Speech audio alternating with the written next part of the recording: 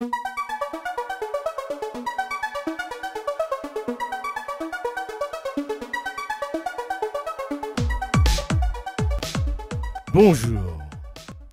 Le nom ne nous était pas inconnu, mais c'était sans aucun doute un grand personnage dont notre monde manque cruellement à l'heure actuelle. Une icône de la lutte contre l'apartheid vient de disparaître. L'archevêque anglican sud-africain Desmond Tutu est décédé hier dimanche.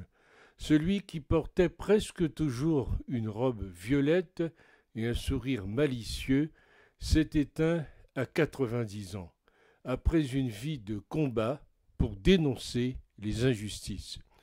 Il était une icône de la lutte contre l'apartheid, ce qui lui a valu le prix Nobel de la paix en 1984.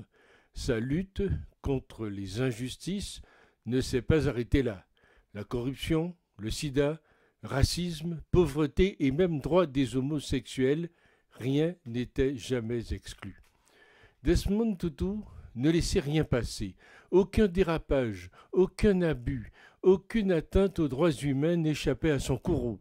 Sa vie durant, sous l'apartheid comme sous les gouvernements noirs qui se sont succédés après l'élection de Nelson Mandela en 1994, ce petit diable d'homme en robe mauve n'a cessé au nom de la justice et de l'équité d'importuner les pouvoirs établis, de prendre à partie les gouvernants, de tourmenter les puissants.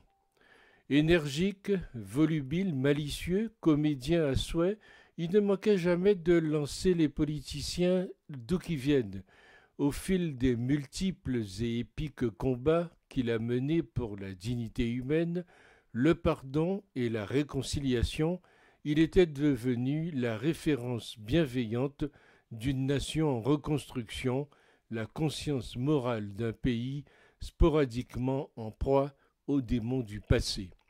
Pour le sénateur Edward Kennedy, en visite à Pretoria dans les années 90, Desmond Tutu n'était rien de moins que le Martin Luther King de l'Afrique du Sud.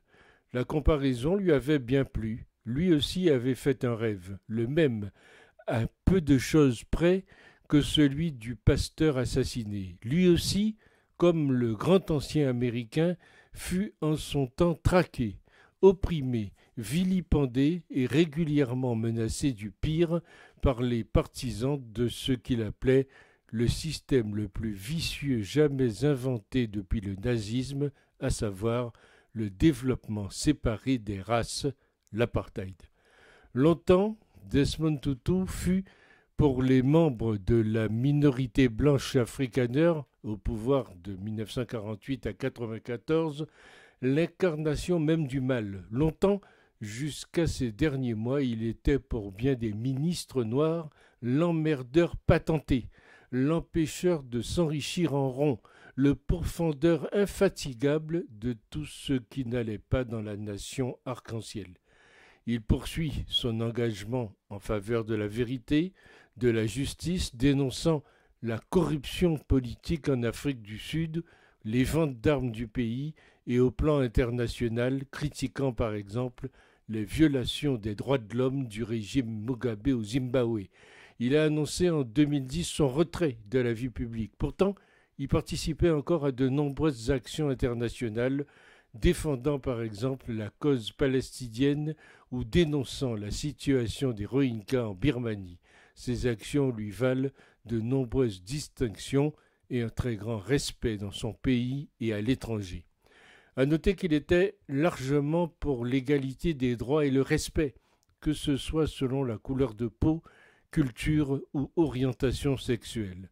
Alors du communautarisme et du repli dans sa case ou dans son précaré, en haïssant ou en ayant peur de l'inconnu, ce positionnement était déjà beaucoup. Ce magnifique monsieur prix Nobel de la paix et d'une rare intelligence était d'une tolérance rare, luttant contre le racisme, l'homophobie et la bêtise. Mais où en est l'Afrique du Sud aujourd'hui? Les guerres tribales ont-elles cessé? Les luttes pour le pouvoir sont-elles apaisées afin de donner une orientation politique saine? Desmond Tutu et Nelson Mandela étaient de la race des humanistes. Ceux qui sont en gouvernement actuel seraient plutôt de la race des corrompus, incapables et surtout racistes. Le régime n'est plus dans l'air du temps, mais remplacer la couleur de peau des bourreaux ne suffit pas, il y a encore un long chemin à faire. Dommage que les héritiers ne sont pas à la hauteur et véhiculent la haine au pays arc-en-ciel. Bon dernier voyage, monsieur Desmond Tutu.